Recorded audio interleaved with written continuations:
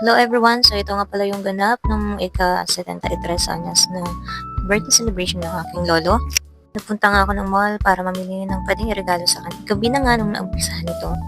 After nga ng prayer, nagsiupo muna kami lahat at antay muna kung anong sasabihin ng aming MC na si Ma'am Pebs. At may pagkaway-kaway pa nga dyan si Mama Lynn.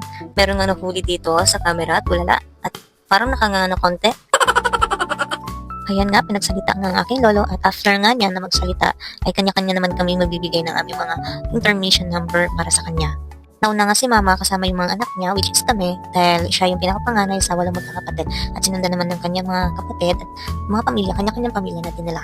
Ipinanood nga namin kay lolo yung mensahe ng kanyang anak na panganay na lalaki na nasa probinsya at mga apo niya. At kita naman sa mukha na tuwang-tuwa nga ang aking lolo. After nga niya mapanood yung video ng kanyang anak na panganay na lalaki at mga apo niya na nasa probinsya ay sinundan naman nito ng mga anak niya na iba dito sa Maynila. Kasi simula sa panganay hanggang sa pinakabunso, nung matapos nga na magmensahe at magbigay ng mga regalo ang kanyang mga anak ay hindi nga naman nagpatalo ang mga lalaki na anak niya dito sa Maynila at ayan nakipagduwit pa talaga sila sa kanilang ama. At dahil dyan, after nyan, may mensahe ulit na pinakita kay lolo na galing sa kanyang kapatid na babae na nasa probinsya. Akala ko nga ito na matatapos ang mga intermission number na inihanda namin para kay lolo. Ang hindi ko alam ay meron pa palang kanta na inihanda ang magkakapatid, tapos ang mga pinsan ko na maliliit, may inihanda pa pala ng mga sayaw. So after nga ng sayaw, ayan, kinantahan na nga namin ang aming celebrant ng happy birthday song.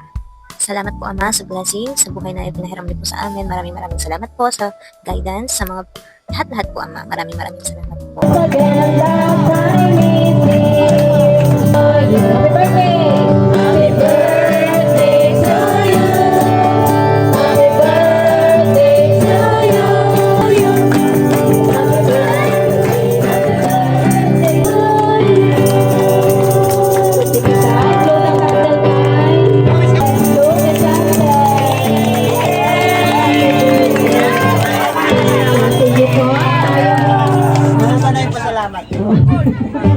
Sige, let us pray. Pag-pray natin si tatay.